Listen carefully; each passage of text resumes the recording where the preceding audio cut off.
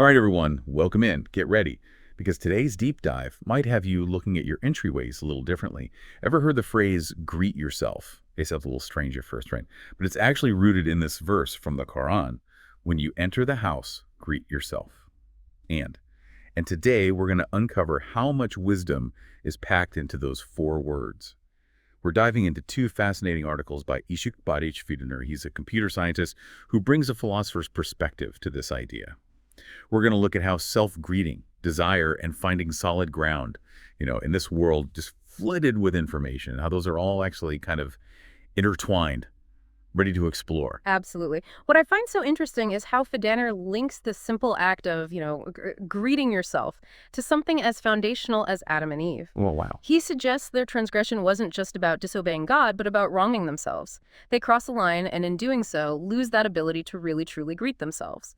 It's funny how a story we might think we know so well can suddenly have these new layers. Like, I'd always focused on the disobedience part, the divine command aspect of it. Yeah. But wronging themselves. That's interesting. How does Federer connect that to self-greeting? So he brings in the work of Jacques Lacan, the psychoanalyst. Okay. Lacan argued that we're only truly guilty when we betray our own desire.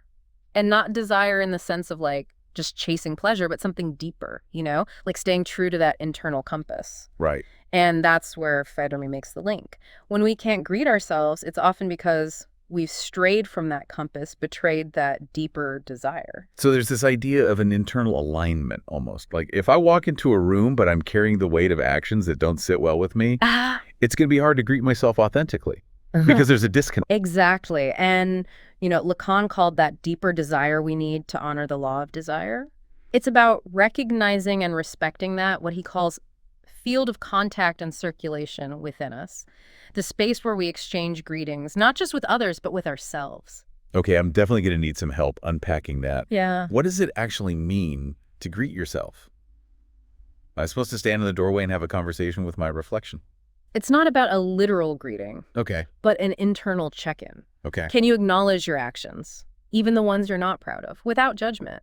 Can you trace them back to their source, to the desire or maybe fear that might be driving them?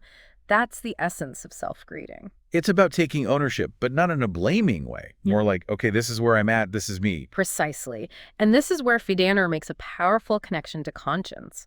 He suggests that feeling guilty often stems from an inability to greet ourselves after we've, messed up, we've crossed that threshold. It's like that dissonance we were talking about. If you're carrying around guilt or shame, it's hard to face yourself authentically. Yeah. Because a part of you knows you've strayed from your own truth. Exactly. And this is where Federer makes a key distinction between criticism and analysis. Okay. Criticism judges the action, right? Analysis seeks to understand it. So instead of beating ourselves up, we're trying to understand the why behind our choices.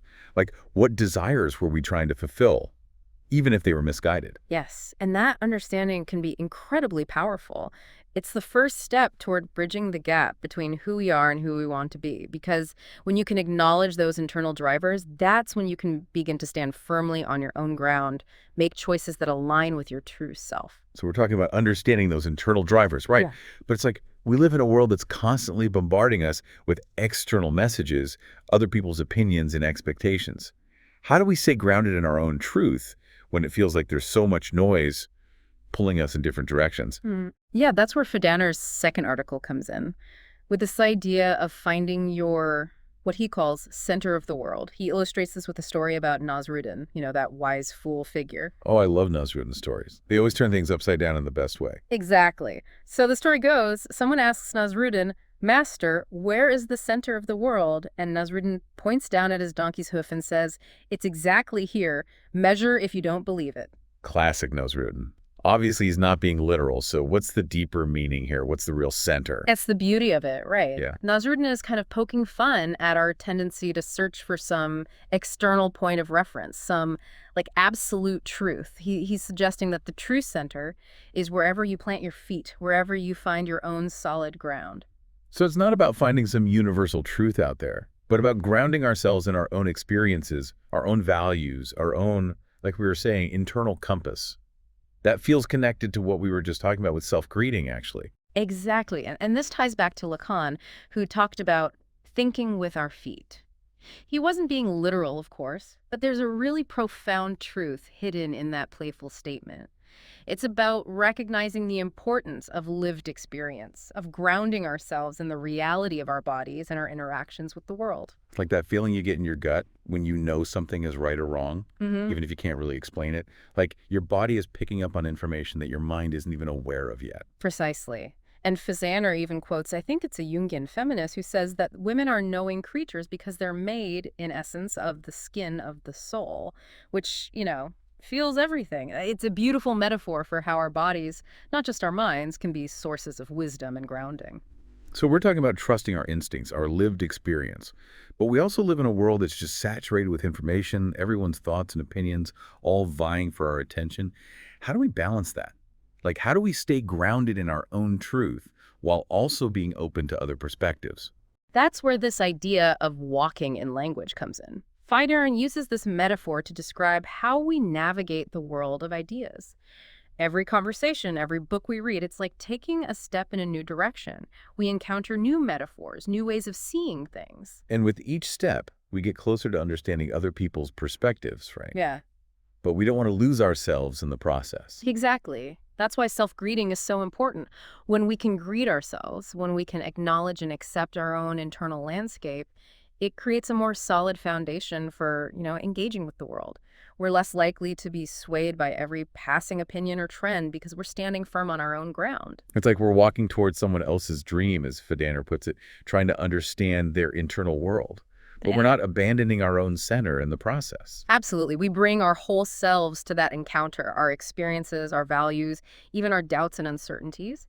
And in that space of shared understanding, that common ground, something kind of remarkable can happen. We can connect with others authentically without losing ourselves in the process. Because we've already done the work of finding that solid ground within. We've greeted ourselves. Precisely. And that allows us to stand firm even as we're walking in the world, open to new ideas and perspectives. It's about finding that balance between honoring our own truth and being open to the truths of others. It's like that saying, you can't pour from an empty cup. Yeah. If we haven't taken the time to greet ourselves, to find that inner grounding, it's going to be a lot harder to really show up authentically, in the world and in our interactions with others. Yeah, that's so true. And I think that's ultimately what I find so hopeful about these ideas. They offer a path for kind of navigating this complex world, a way to stay true to ourselves while also being open to, connection and understanding. Yeah, and it all starts with that simple act of self-greeting. Who knew those 4 words could hold so much, right? It's amazing how these seemingly small practices can often unlock such profound insights.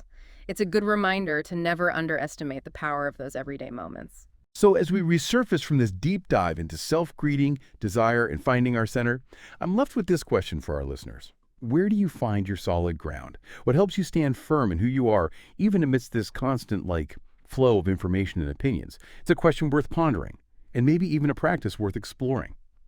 Until next time, everyone, keep diving deep.